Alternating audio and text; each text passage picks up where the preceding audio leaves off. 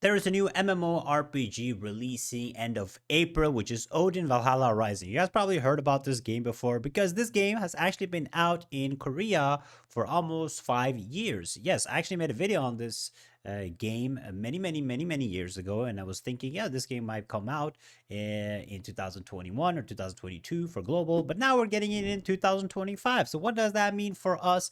Is it worth checking out? Is it worth playing? Let's just find out in the video. So what is Odin Valhalla Rising? It is an MMORPG open world game for cross-play PC and mobile. Yes, PC and mobile. It has autoplay in it. It is based on the Norse mythology theme, where Vikings and all these Norse gods are extremely important. They show like Odin and all of these players in the trailers, but that is what the game is kind of based around, right? Now, it coming to EU now means many things. Because I actually followed this game for a while to see if it would actually release. And don't get me wrong. In 2021, if it released, it would be a decent MMO to play. It still had a bunch of issues, but the game looked okay.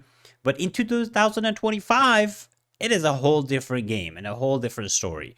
Now, the reason they're releasing it for global in the first place is the game did really good in Korea when it first came out, but the numbers have, dived down pretty hard. What a lot of these Korean games do is when the games are starting to not perform anymore, in Korea, they launch it for global to try and milk as much money as possible from us players, and that is basically what they're going to be doing with us. And there has been rumors about a global launch, but there was actually a Facebook post from one of the content managers of the game calling out the game of all the BS and what they're trying to do, and that the game was going to be delayed again and not launched, and just a lot of like controversy around the game and like social media drama.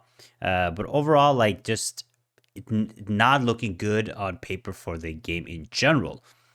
So it's been a long road to global release. Like again, it's 4 or 5. I mean, in my opinion, 34 years late with the release. But it's gonna be a lot of like mobile stuff when it comes to the game. They're releasing very few classes to when the game comes out. So we got to talk about like the monetization in the first place, right? Because monetization, we know, Kakao games, mobile games, there's a lot of monetization.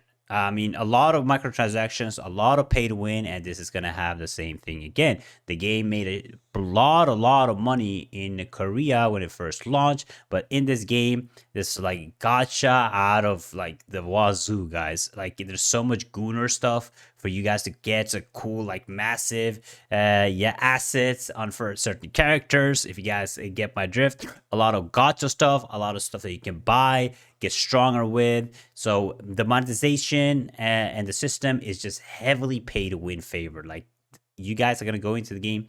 There's going to be a lot of things to buy, a lot of pop-ups happening all the time. The typical thing you say with mobile games, but the game itself too, it's like a game you've seen before. It's very lineage like, very BDO like just take a lot of these features from these games and these assets, added them into the game with like a Norse mythology and like new cool skins. But mainly the things you see is stuff you've seen from games before. So when it comes to like the combat system and the character classes, like I talked about, you're gonna go in 4 classes. You have the warrior, sorcerers, rogue, and the priest, I think. And I think maybe they will add more eventually, but it's very few classes in the game, not much to choose between at all.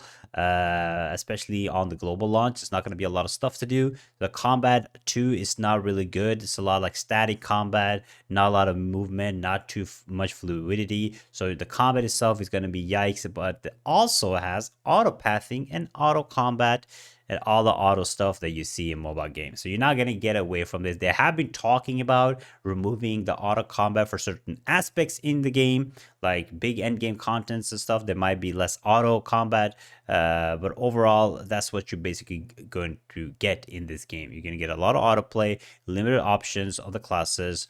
Gender lock, of course, like you lock to a character as a warrior. You can't play female warrior. You have to play a male warrior. All the other classes are female, of course, because they are the gooner baits. You're gonna be buying these 6 skins and gacha for these awesome characters, right? And all this stuff. So yeah, that is a yikes. Next up, we've got to talk about is there's no EU servers.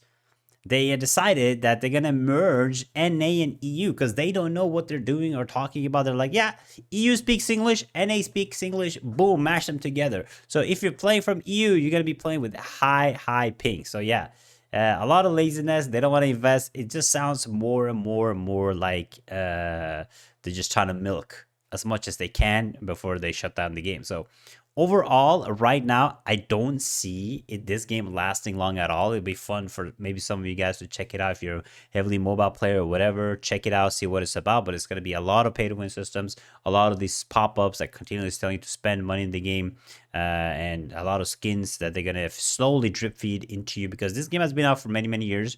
All that content, we're not going to be getting it at global, right? They're going to slowly feed us this content so they can milk as much as money as possible. But yeah, no EU server, so that's really cool, right?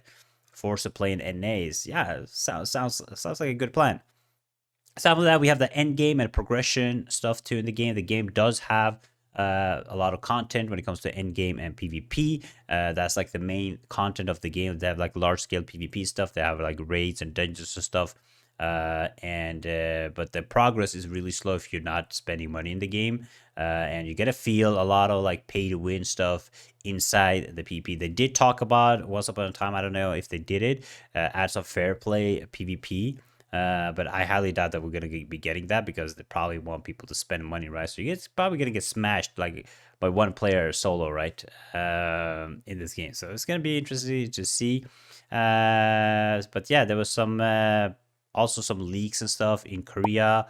Like employees were talking about this Kakao Games overall. Like a lot of people got fired over this, but there was some communication about they were not happy with where the game was going. The dev team were trying to get out of like the Odin Valhalla Rising in the first place. Like a lot of Coomer bait, a lot of like the economics are not that well. Like they're losing a lot of money. You see this with a lot of these MMO developers are just not being able to function properly. So yeah, just a bunch of like Coomer bait skins that you're gonna be seeing in the game. Overall, I just don't think that it's going to work. So my final verdict for this, and should you play it, is the game has really good graphics. Now innovation at all is typical of any other MMO you probably seen or played, Lineage or Black Desert or any of these games on mobile by Kakao or NC Soft or whatever it is the same thing. You see the same assets over and over again. So it's not going to be like a decent mobile game that you guys can play in 2025. The monetization is extremely aggressive. Combat is barely interactive. Content is like whatever, like not much at all. And the server support and the overall thoughts around it or what's happening around it is not really good.